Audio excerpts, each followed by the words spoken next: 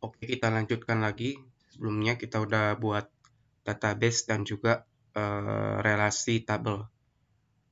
Nah, ini yang tadi tentang constraint restrict itu, kita coba nih kan pengaduan itu netnya ini termasuk foreign key atau child dari key-nya. Kalau kita tekan restrict itu kalau datanya masih ada di foreign key, nick yang sesuai, pas kita mau hapus di bagian parent key-nya, dia error. Tetes. Oke. Cannot delete or update a parent row of foreign key constraint files. Constraint-nya itu files karena tadi jadi kita pilih bagian restrict ya. Dia tuh nggak bisa menghapus data utama, primary utama karena masih ada data foreign key yang terisi data primary key itu tersendiri. Udah oke. Sekarang kita persiapan untuk pembuatan decodingannya ya. Kita lihat dulu di soal UKK kita. Kalau di sini ada 3 roles, masyarakat, petugas, admin. Kita fokus di masyarakat dulu. Di sini masyarakat bisa melakukan login, logout, register, dan juga menulis laporan pengaduan. Jadi kita persiapkan dulu folder-folder dan file-file yang penting. Pertama kita buka SAMPP di sini. Terus di bagian htdocs di sini kita buat folder baru.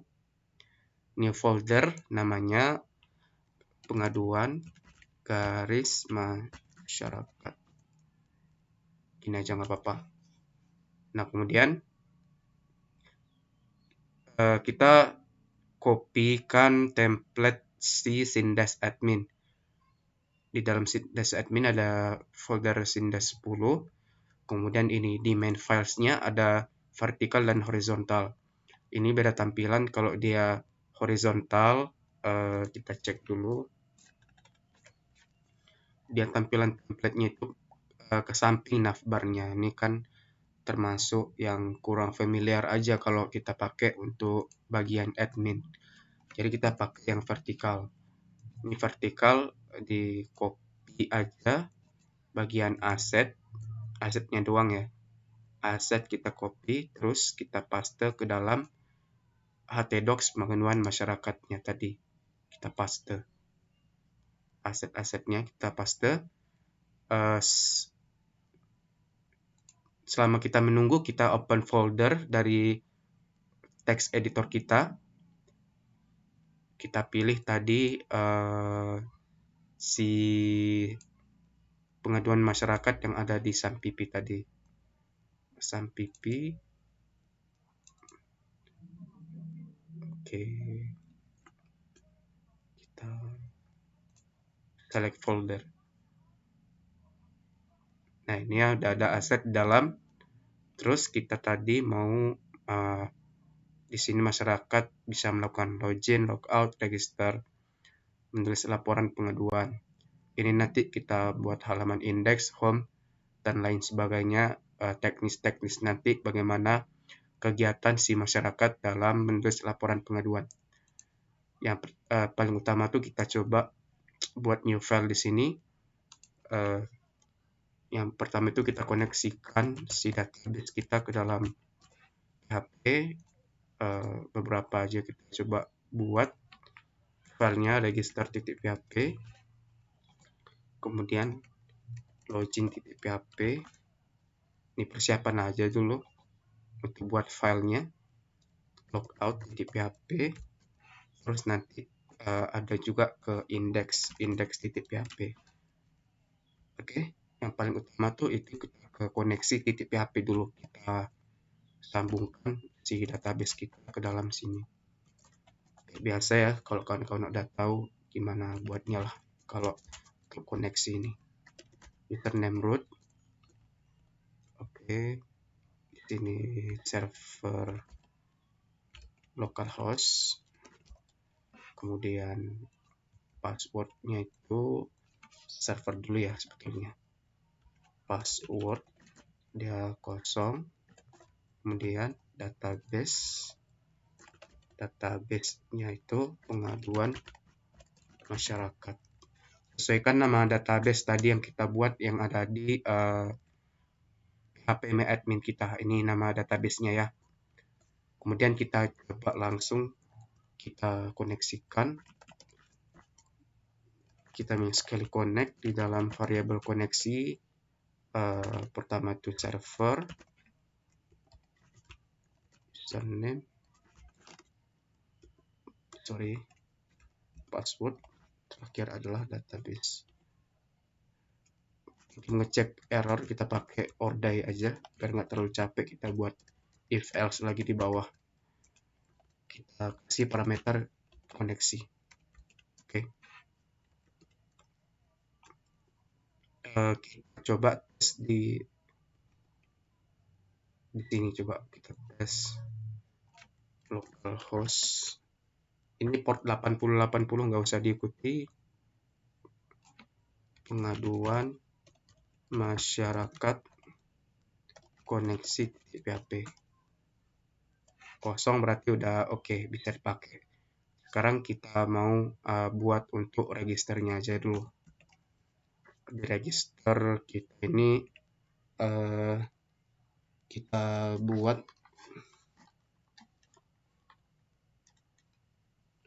kerangka HTML-nya kayak biasa. Kalau kalian pakai VS Code tinggal HTML terus tekan arrow ke bawah, ini udah enak makanya.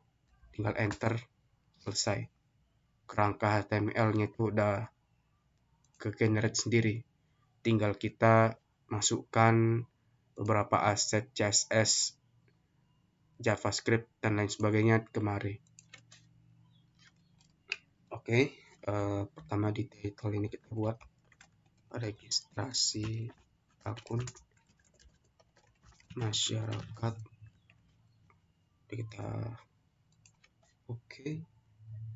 Kita masukkan 5 iconnya dulu. 5 icon biar kita tahu ini itu untuk apa. Link,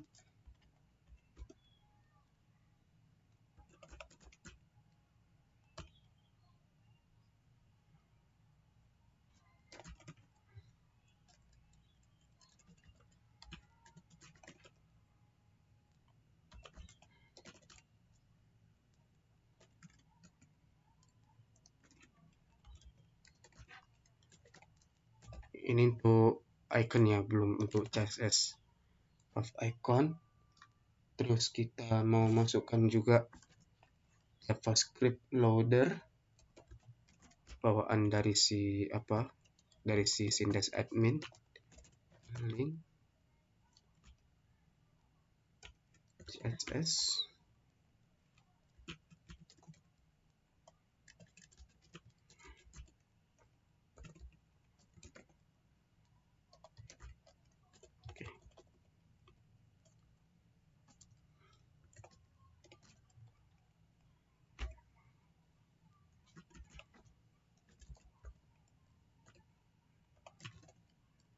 min.js. Oke. Baru kita masukkan bootstrap CSS-nya. Yang mau tahu untuk bisa auto generate kodenya kayak gitu ya. Ini misalnya kita buat komentar bootstrap CSS, tinggal tekan Ctrl dan juga garis miring. Garis miringnya ada tanda tanya-nya itu. Garis miring gini. Jadi Ctrl, tahan, terus tekan garis miring. Bisa auto hapus komentar atau langsung komentar pun juga bisa. Kita buat generate-nya tadi kan, link titik, karena kita mau buat link untuk CSS. Link titik 2 CSS, baru kita enter atau tab juga bisa. Ya udah, langsung kita masukkan href-nya. Asset CSS bootstrap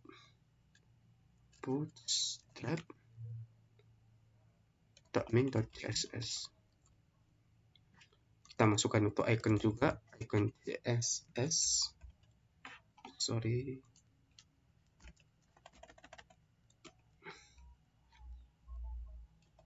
link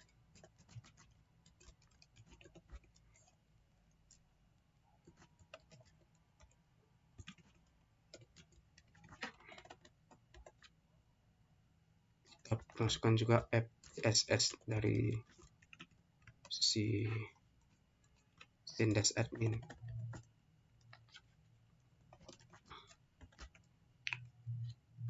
Assets CSS app.css. Oke. Kita sekalian masukkan dari script jQuery-nya doang sih. jQuery popper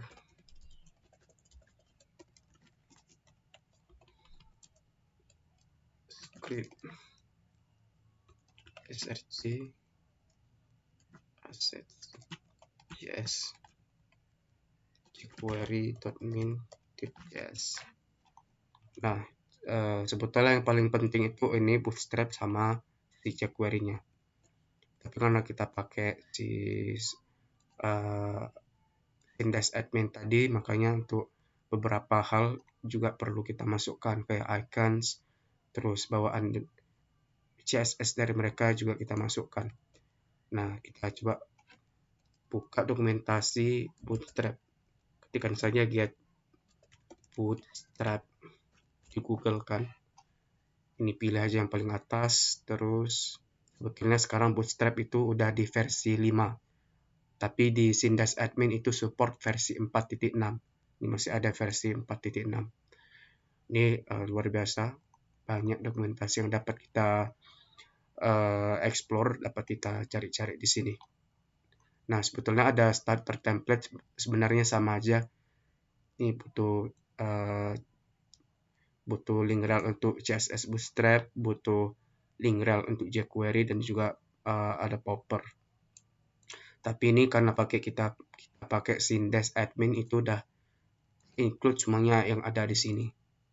Bedanya kalau yang di sini tuh mereka pakai harus hidupi paket internet untuk bisa mengakses agar keload si Bootstrap CSS-nya ini. Nah, kita lanjut untuk buat tampilannya ya. Kita buat untuk di register div class wrapper, div container line item center, kemudian justify content center mt5. Ini kelas-kelasnya bisa kalian lihat di bagian Bootstrap ada. Misalnya kita mau cari tentang container. Ini container itu layout elemen yang basic dalam Bootstrap untuk menggunakan grid yang default dari sistem Bootstrap-nya. Ini ada container SM, float, banyak ya di sini, bisa kalian explore sendiri. Terus kalau yang tadi kayak align item center, bisa juga dilihat align vertical alignment kalau nggak salah. Ini ada align bottom, align middle untuk mengatur posisi dari banyak sih yang bisa dieksplor. Media object, spinner. Nah, ini deh biasanya. Ini spinner enggak? Bukan itu berarti.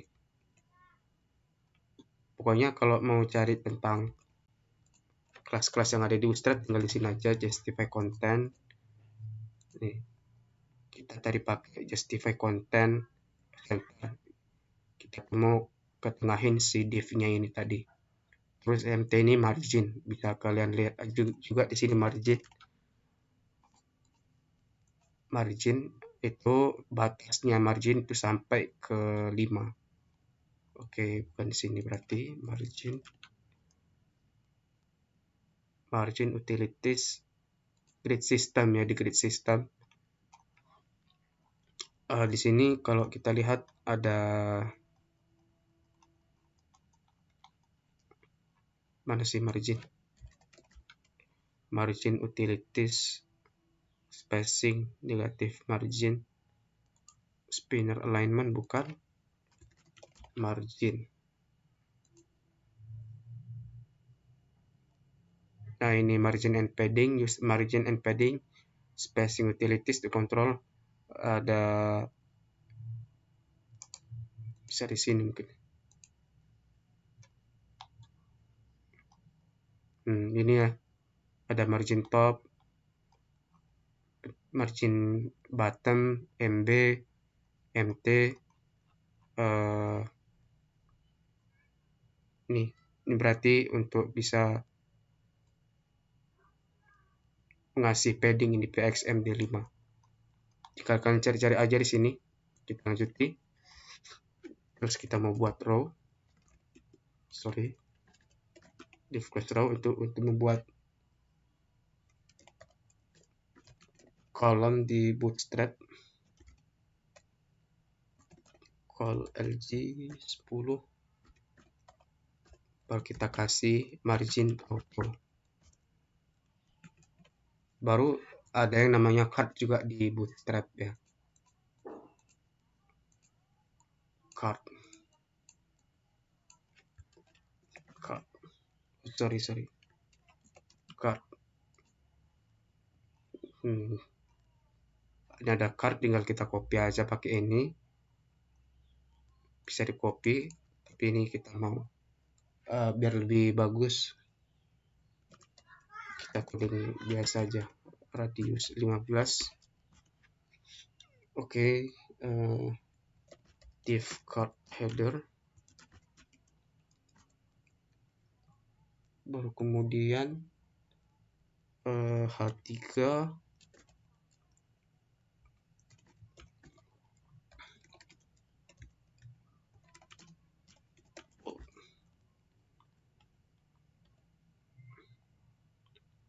silahkan register.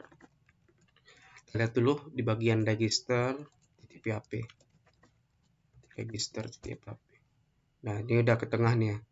Div-nya udah ke tengah, kita pakai tadi yang namanya justify content center. Oke, lanjut lagi. Ini kalau kita mau ketengahin teksnya, ini tinggal pakai class text center. Biasa langsung ke tengah. Nah, itu bisa kalian bedah di bagian mana ya.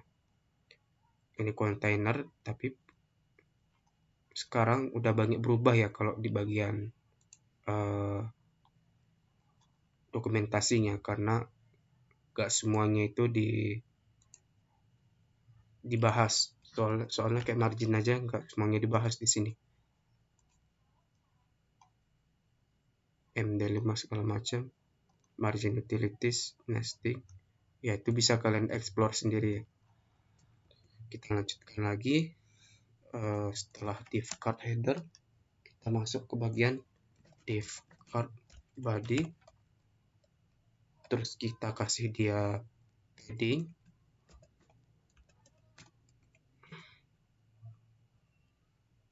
Oke. Terus di sini juga ada form ya. Form juga banyak di sini. Rata-rata kalau di Bootstrap itu default class-nya itu pakai yang namanya form control. Terus biasanya tuh dibalut sama div form group. Gitu biasanya. Ini bagus-bagus semua, tinggal kalian kopas aja juga bisa. Kita contohin ya, kopas dari sini. Karena kan kita juga memakai si email sama, tinggal kita ubah aja sih sebetulnya. Di sini kita kopas, jangan lupa dirapikan.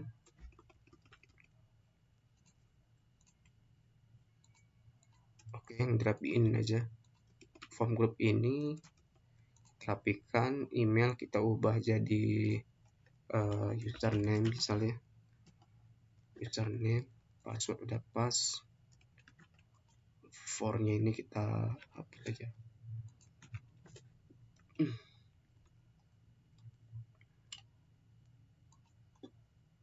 Check me out ini gak usah. Ini kita hapus. Terus tag-nya ini text. Kita kasih name di sini, username, password.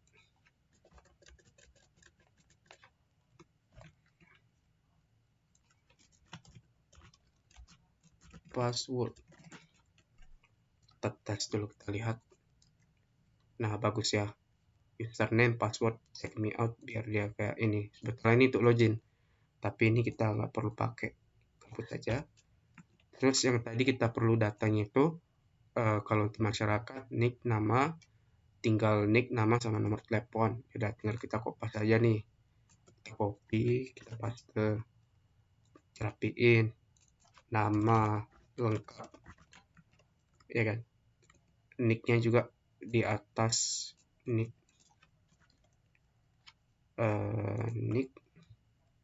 oke, nick. Terus untuk ID-nya ini kita hapus saja. ID kita hapus, jadi nick, ini jadi nama, username, password. ID juga kita hapus bagian password. Telepon kan biasanya tuh di tengah-tengah pun juga boleh kita kasih nomor telepon di sini, nomor telepon. Karena nomor telepon itu kan juga termasuk string, jadi udah nggak apa-apa kita kasih teks aja. Name-nya itu telepon sesuai sama yang di tabel. Oke, kita tap submit, kita ubah jadi register. Oke, silakan register. Kalau misalnya udah punya akun, kita refresh dulu. Nick, nama lengkap, nomor telepon, password. Oke, kira-kira apa lagi yang kurang ya?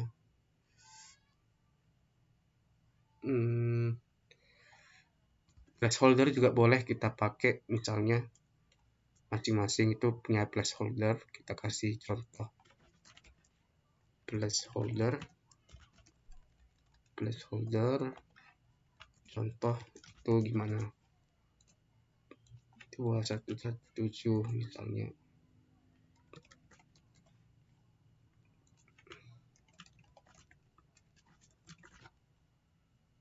08xxx.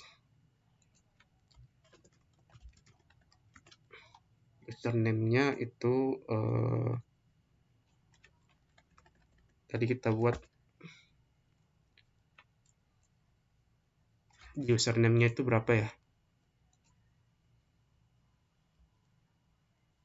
Oh, 25. Yaudah, misalkan gak usah pakai placeholder nggak apa-apa, masukkan username Anda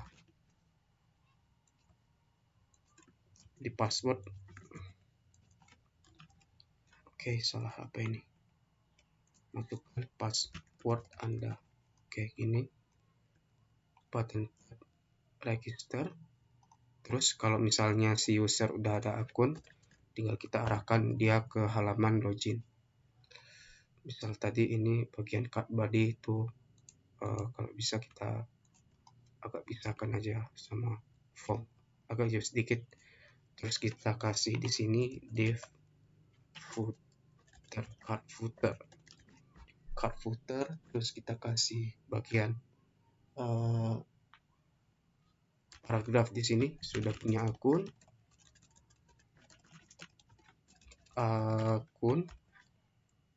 terus kita kasih ahref. Oke, login di sini kita kasih href login .php.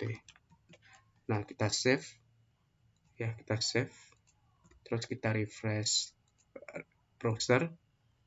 Nah, oke, ini tampilannya untuk bagian register. Selanjutnya kita bahas tentang proses register itu sendiri.